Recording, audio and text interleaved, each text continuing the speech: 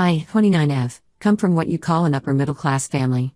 My father was a successful real estate developer who built his business from scratch, and my mother was a stay-at-home mom who managed our household. I have an older brother, Edward, 34M, who was always the golden child in our family. Growing up, the dynamic between Edward and me was always strained. He got everything handed to him on a silver platter, the best education, connections through Dad's business partners, and eventually a cushy job at Dad's company. Meanwhile, I had to fight for everything I wanted. When Edward needed a car for college, Dad bought him a brand new BMW. When it was my turn 2 years later, I was told to get a part-time job and save up for a used Honda. The favoritism wasn't just about material things. Every achievement of mine was measured against Edward's. When I made it into the honor society, Mom just said, "Oh, that's nice, dear. Did you hear Edward just closed his first property deal?" It was exhausting living in his shadow, but I learned to deal with it by focusing on building my own path. I worked through college, taking summer internships at investment banks while Edward spent his summers learning the business by playing golf with Dad's partners. I graduated with honors and landed a job at Goldman Sachs, but even that wasn't good enough. Dad called it playing with other people's money and kept pushing me to join the family business. The real estate company, Davidson Properties, was Dad's pride and joy. He started it in his garage 30 years ago and built it into a $200 million business. Edward joined straight out of college and got fast-tracked to VP of operations within 5 years. Everyone knew he was being groomed to take over eventually. Dad kept trying to convince me to join too, but always in roles reporting to Edward. "Your brother knows the business," he'd say, "you could learn so much from him." What he really meant was that Edward needed someone he could trust to do the actual work while he played executive. I refused every time, which only created more tension. I built my own career in investment banking instead. It wasn't easy. I worked 80-hour weeks and climbed the ladder the hard way. By the time I made vice president at my firm, I was finally starting to feel like I'd escaped Edward's shadow. I even helped arrange financing for some major real estate developments, bigger deals than Edward had ever handled. But at family gatherings, all anyone wanted to talk about was how Edward was carrying on the family legacy. Things stayed tense but manageable until last year. Dad started having stomach pains that wouldn't go away. When he finally went to the doctor, they found stage 4 pancreatic cancer. It had already spread to his liver. The doctors gave him 3 to 6 months at best. The diagnosis changed everything. Dad immediately started putting his affairs in order. He'd always been meticulous about business, and this was no different. He called a family meeting and laid out his succession plan. Edward would become CEO of Davidson Properties, but ownership would be split 50-50 between us. "The business goes to Edward because he's there," Dad explained, "but you'll get equivalent value in other assets, the vacation properties, investment accounts, everything split down the middle." It seemed fair to me. Edward got the business he'd worked in, I got my share of the family wealth. But Edward completely lost it. He started yelling about how unfair it was that I'd get half when I'd abandoned the family business. He stormed out of the meeting, and that's when things got really ugly. Over the next few weeks, I noticed Edward spending a lot of time alone with Dad in the hospital. At first I thought he was just being a good son, but something felt off. Mom started acting weird too, avoiding eye contact when I asked about Dad's condition. I was busy with a major deal at work and couldn't be there as much as I wanted, which I now realize was exactly what Edward was counting on. 2 weeks before Dad passed away, when I was in London for a client meeting, Edward made his move. He brought a lawyer to the hospital and got Dad to sign a new will. I only found out about it after the fact. Mom later told me Dad was on heavy painkillers at the time and could barely hold the pen. The new will was a complete shock. Instead of the 50-50 split Dad had promised, Edward got 80% of everything. The explanation in the will claimed this was to ensure the stability of the business. Mom tried to convince me it was for the best, that Edward needed the resources more than I did. She even suggested I should be grateful for the 20% I was getting. I was devastated. Not because of the money, I had my own career and savings, but because of the betrayal. Edward had manipulated our dying father to get what he wanted. He took advantage of Dad's weakened state and medication to change a decision Dad had spent years planning. It was cold, calculated, and cruel. What really made my blood boil was discovering that Edward had fed Dad lies about me during those hospital visits. He convinced Dad that I was planning to sell my share of the business immediately after his death, that I would partner with competitors to take over the company, that I was just waiting for my inheritance to cash out. All complete lies, but Dad was too sick to verify any of it. After the will reading, Edward had the nerve to tell me this was what Dad really wanted. He suggested I should take my 20% and stay away from the business entirely. Mom stood there nodding along, just like she always did when Edward pulled his stunts. That's when I decided enough was enough. Edward had crossed a line that couldn't be uncrossed. I spent the next few months carefully gathering evidence. I got copies of Dad's medical records showing his mental state during those final weeks. I found emails between Edward and the family lawyer discussing the will changes before they happened. But the real goldmine came when I hired a private investigator. The PI uncovered years of financial fraud at Davidson Properties. Edward had been embezzling money through fake vendor contracts, inflated expenses, and phantom employees. He'd been living large on company money while preaching about preserving Dad's legacy.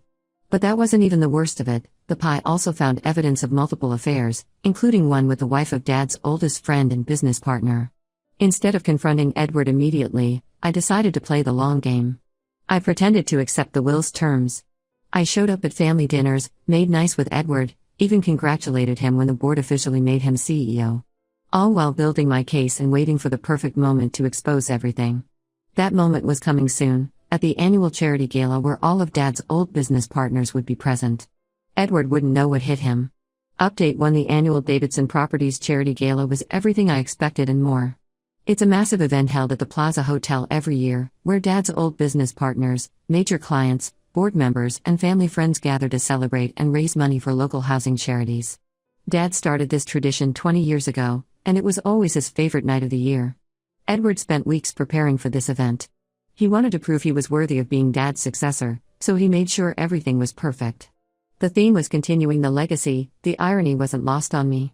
He even had massive portraits of Dad displayed around the ballroom, which made what I was about to do feel even more justified.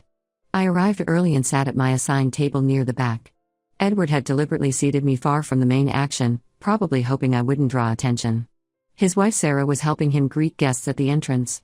She looked stunning in her designer gown, completely unaware that her perfect life was about to implode. Almost felt sorry for her. Almost. The evening started with cocktails and networking. I watched Edward work the room like he owned it, laughing with board members and schmoozing with clients. Mom was there too, floating around like the proper society widow, still playing her part in Edward's charade.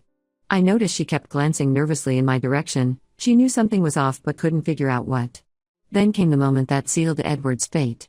I overheard him talking to Richard Evans, one of our biggest clients, near the bar. He was bragging about how smoothly the succession had gone, how Dad had seen the wisdom in giving him control. He actually said, "Sometimes you have to help people make the right decision, you know what I mean?" While winking at Richard. That's when I knew I wouldn't hold anything back. The presentation was scheduled for 8 p.m. Edward took the stage, looking every bit the successful CEO in his custom tuxedo. He gave a speech about family values and continuing Dad's vision, standard stuff about integrity and legacy. Sarah watched adoringly from the front table, their perfect marriage on display for everyone to see. I had coordinated with the AV team earlier, claiming to have a special tribute video for Dad. They had no idea what was really on the USB drive I gave them. As soon as Edward finished speaking, the screens behind him lit up. The first slide was simple, the true Davidson legacy, followed by copies of Dad's original will showing the 50-50 split. Then came the medical records, showing Dad's heavy medication schedule during his final weeks. The emails between Edward and the lawyer were next, revealing their plot to change the will while I was out of town. The room got very quiet. Edward tried to signal the AV team to stop the presentation, but I'd paid them well to ignore any interruptions. Then came the financial records, fake vendor contracts, inflated expenses, money trails leading to Edward's personal accounts. Years of systematic fraud laid bare for everyone to see. Sarah's face went pale when the next section started. Photos of Edward with his mistresses, time-stamped hotel receipts, text messages arranging meetups. The worst was the evidence of his affair with Linda, the wife of Dad's oldest friend and business partner Tom. Tom was sitting right there in the front row, I made sure of that. The chaos that erupted was beyond anything I'd imagined. Sarah ran out crying. Tom lunged at Edward but was held back by other guests. The board members immediately huddled together in a corner, phones out, already calling their lawyers.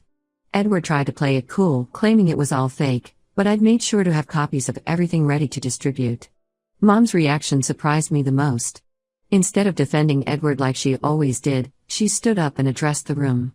Her voice shaking, she confirmed everything, how she'd watched Edward manipulate Dad in the hospital, how she'd stayed silent out of fear and habit. She broke down crying, apologizing to me in front of everyone. Edward finally lost it. He charged toward me, screaming about how I'd ruined everything. Security had to escort him out. By then, most of his mistress's spouses had also left, presumably to start their own confrontations at home. The board called an emergency meeting right there in a side room. Within an hour, they'd suspended Edward and frozen his access to all company accounts pending investigation. Sarah's divorce lawyer was already on the phone before she left the building. Tom promised to bring criminal charges against both Edward and Linda. I stayed until the very end, watching it all unfold. Various board members and business partners came up to express their shock and support. Many admitted they'd always thought something was off about Edward but never had proof. A few even suggested I should take over the company. Mom begged to come home with me that night. She couldn't face going back to the house she shared with Edward. She spent hours apologizing, telling me how she'd failed both me and Dad by enabling Edward's behavior for so many years. She's staying in my guest room now, finally getting therapy to deal with her years of enablement. The company's legal team reached out the next day. They're terrified of a public scandal and want to settle the inheritance issue quietly. They've offered to restore the original 50-50 split and add compensation for damages. I haven't decided what to do yet. Edward hasn't stopped calling and texting, alternating between threats and pleas for mercy. I've blocked his number on everything. His reputation is destroyed, his marriage is over, and his career is in shambles. Part of me thought this would feel better than it does. Don't get me wrong, I don't regret exposing him. He deserved everything he got. But I thought revenge would feel sweeter than this empty feeling I'm left with. At least Dad's legacy is finally in the open, all of it, the good and the bad. I know he would be devastated to learn what Edward did, but I also know he would have wanted the truth to come out eventually. The investigation is still ongoing, and I hear there's more dirt yet to be uncovered. I'll update again when I know more. Update 2: the last 2 months have been absolute chaos. The company's internal investigation uncovered so much more than even I knew about. Turns out my expose at the gala just scratched the surface of Edward's schemes. The forensic accountants found that Edward had set up a network of shell companies to hide money he was siphoning from Davidson Properties. He wasn't just embezzling a little here and there, he had stolen nearly $12 million over the past 4 years. Dad would have been heartbroken if he'd known. But the real bombshell came when they discovered what Edward was planning. He had been secretly negotiating with a competitor, Mountain Ridge Development, to sell them key properties at below market rates. In return, they would give him a hidden ownership stake in the new developments. These were properties Dad had personally acquired and developed over decades.